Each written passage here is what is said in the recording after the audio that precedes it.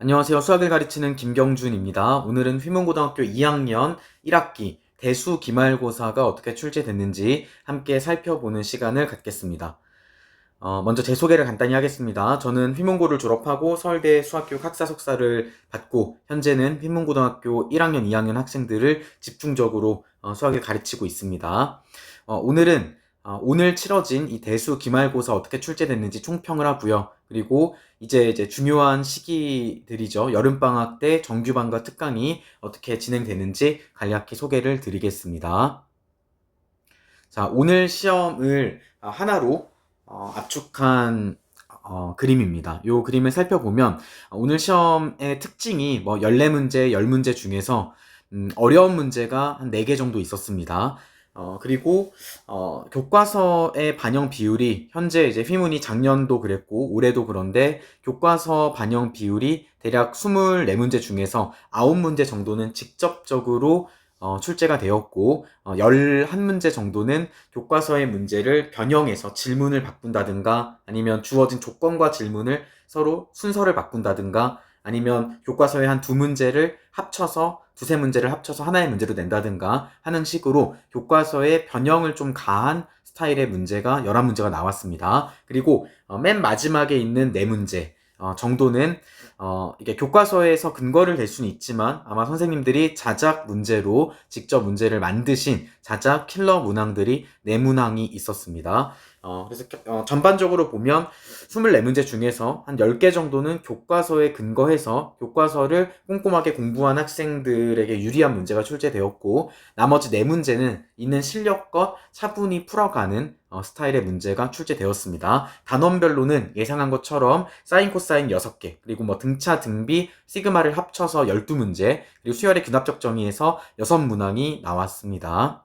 자, 하나하나 보기 전에 일단 1등급 예상 컷을 먼저 말씀드리면 대략 분위기를 봐서 그리고 문제를 분석해 보면 대략 제 예상은 3개에서 4개 정도입니다. 중간고사보다 난이도가 좀 올라간 형태의 시험이었고 2등급 컷은 한 대략 2배 정도 하면 60점 후반에서 70점 초반 정도까지 잡힐 것 같은데 대략 7개 내지 8개, 8.5개 정도까지로 2등급이 잡힐 수 있을 것 같습니다. 자, 첫 번째 유형을 먼저 볼게요. 교과서의 문제가 직접적으로 출제된 문제들인데 예를 들어 단답형 3번 문제는 교과서의 5번 문제, 연습 문제로 있었던 5번 문제를 보면 질문과 주어진 조건을 이렇게 살짝 바꿔서 낸 겁니다. 그래서 결국 거의 이제 똑같은 문제이고요. 또 단답형 5번도 마찬가지입니다. 교과서에 있는 15번 문제에서 루트가 있는 거를 제외하고는 나머지는 로그의 성질과 그 다음에 시그마의 성질을 이용해서 간단하게 풀어가는 문제가 거의 그대로 출제가 되었습니다. 자, 두 번째 특징은 휘문이 좋아하는 합답형 문제인데 이거는 각각의 이제 기역, 니은, 디귿 각각을 보면 교과서에서 비슷한 문제들을 찾을 수가 있습니다. 그런데 이거를 한데 모아서 질문을 3개를 하는 형태로 합답형으로 교과서 3문제를 모아서 냈다라고 보면 될 거고 선택형 12번 문제는 학생들이 그래도 생각보다 제대로 풀면 너무 쉬운 문제인데 이거를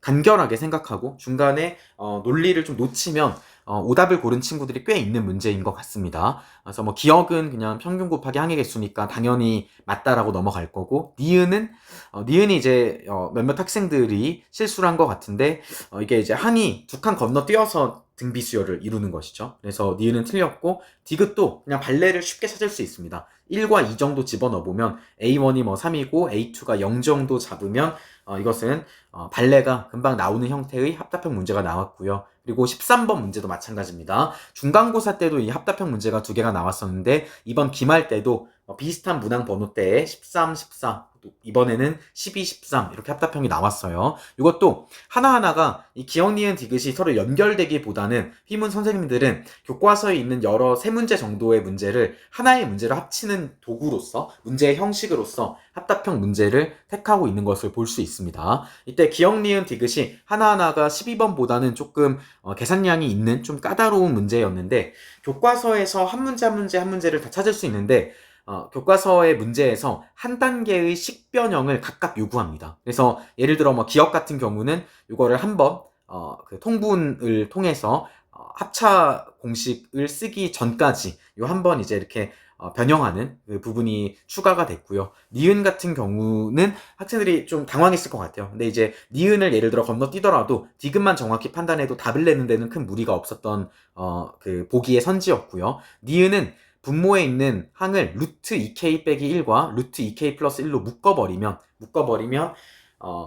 중간에 분모를 유리화를 하면 이게 소거형으로 바뀌어버립니다. 그래서 교과서의 문제에서 루트가 들어간 소거형 형태의 문제가 있는데 이거를 식변형 과정을 한 단계를 더 추가함으로써 난이도를 높인 문제이죠. 디귿 같은 경우는 홀수와 짝수로 나누어서 식변형을 한번 하면 그 다음은 그냥 시그마 K 공식을 쓰는 문제로 바뀌게 되는 것입니다. 자, 다음을 보겠습니다. 이 사인 코사인 법칙 도형 문제가 휘문 기출에서 작년을 빼놓고는 킬러 문제들, 준킬러 문제들로 자주 나왔는데 이번 시험에서도 선택형 14번 그리고 단답형 뒤에 6번 정도 준킬러 그리고 14번 킬러 문제로 출제가 됐어요. 근데 이 선택형 14번은 생각보다 간단하게 풀립니다. 핵심은 높이 h를 도입하는 것입니다. 그래서 높이 h를 드러내면 사인 법칙을 적용하면 이게 다 h에 관한 식으로 R1, R2, R3가 잡히고 그 다음에 뭐 질문에 대한 답을 하면 h가 다 소거가 되면서 결국 답이 간단하게 이제 나오는 그런 형태의 문제로 나왔습니다. 자, 다음으로 단답형 6번 사인 코사인 법칙 문제입니다. 이 문제도 처음에는 이제 낯선 그림을 주는 거기 때문에 당황할 법한데 이 문제의 핵심은 할선 정리를 쓰는 것입니다. 평가원 문제든 모의고사 문제에서 우리 수업에서도 타학교 기출을 풀면서 이 할선 정리 연습을 많이 했었는데 단답형 6번에서 할선 정리를 쓰는 문제가 나왔어요. 그래서 3K, 2K, 5K로 둔 다음에 K 값을 구해야 되는데 K 값을 구하기 위해서 제가 표시한 이 파란색 선분을 연장해 보면 할선 정리를 5K 곱하기 3K는 2-2K, 2 플러스 2K로 할선 정리를 쓸 수 있고 그럼 K제곱이 19분의 4로 나옵니다. 그 다음에 질문을 보면 OQC의 넓이를 외접원의 넓이를 물어봤기 때문에 코사인 세타를 구해보면 K제곱 값을 대입하면 마이너스 2분의 1이 나오고 사인 값이 2분의 루트 3이 나옵니다. 그래서 OQC 삼각형에서 사인 법칙을 한번 때리면 반지름의 길이가 루트 3분의 2가 나오고 제곱하고 파이를 붙이면 외접원의 넓이가 나오는 문제입니다. 그래서 그림만 그리고 방향만 이 할선 정리를 쓰겠다라는 방향만 잘 잡으면 생각보다 1분, 2분 안 돼서 푼 친구들도 많을 것 같아요. 자, 마지막으로 휘문에서 이 단답형 맨 끝에 네 문제가 생각보다 꽤나 낯선 문제들로 출제가 됐는데 이 네 문제의 공통점이 뭐냐면 겉보기는 낯설고 하나하나는 교과서 문제지만 겉보기는 일단 낯설어요. 그렇지만 이 문제를 차분히 풀다 보면 생각보다 풀이의 길이, 계산의 양은 간단하게 답이 나옵니다. 그래서 예를 들어서 단답형 8번 같은 경우도 요 가 조건에 있는 이 문제 상황은 교과서에 나오는 상황이에요. 그런데 이게 이제 가조건을 통해서 이게 그 순서대로 등차 수열을 이룬다라고 했기 때문에 첫 항과 그 다음에 끝 항의 차인 18을 항 번호의 차를 빼면 L 플러스 1로 나누면 이게 이제 공차가 되는 것이고 나조건을 보면 111이 A의 원소가 아니다라고 되어 있기 때문에 공차의 그 자연수배를 했을 때 102와 111의 차인 9가 될 수 없다라는 거예요. 그래서 2분의 L 플러스 1이 자연수가 될 수 없다라고 하면 L이 짝수로 나옵니다.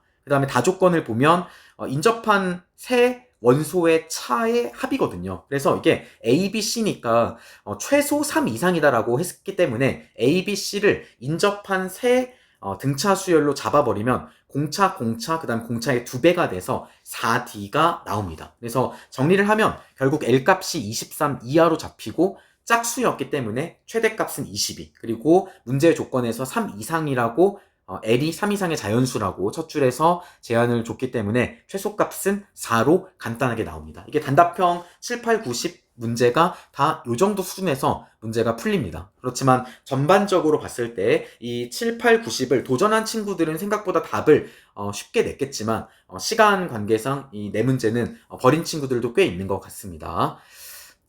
자, 마무리를 짓겠습니다. 중간고사가 끝나고 대수 지난 중간고사의 1컷이 대략 2개 정도로 잡혔었는데 기말고사 때는 어려워질 거라고 예상을 했었죠. 그래서 예상대로 중간고사보다 기말고사의 난이도가 증가했습니다. 1컷이 대략 3개에서 4개 사이로 잡힐 것 같아요.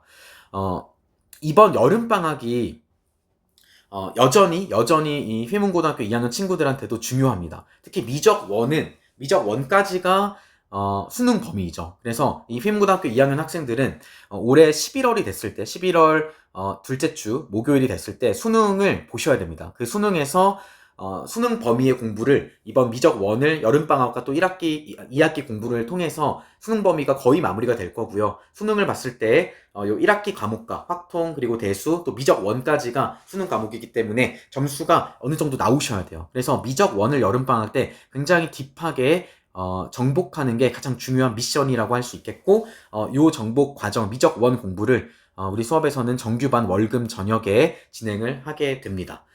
기하 선택자들은 여름방학 때 화목 오전 9시부터 오후 1시까지 총 8번에 걸쳐서 기하 특강을 진행할 예정이고, 기하를 한 번도 공부하지 않은 친구들 혹은 예전에 한 번 공부한 친구들이 기본 개념과 핵심 뼈대를 잡아서 우리가 개학을 했을 때 기하 내신을 어려움 없이 기하를 잘 소화할 수 있도록 쉽게 또 중요한 부분들을 콕 집어서 공부하는 특강을 준비하고 있습니다. 그래서 기하 선택자들은 화목 오전 9시부터 1시까지 기하 특강을 들으시면 될 것 같습니다. 자, 이상으로 분석 영상 마무리하겠습니다. 모두 오늘 시험 보느라 고생하셨고 며칠은 푹 쉬고 다시 이제 미적 1과 또 기하 공부 열심히 시작을 하셔야 됩니다. 감사합니다.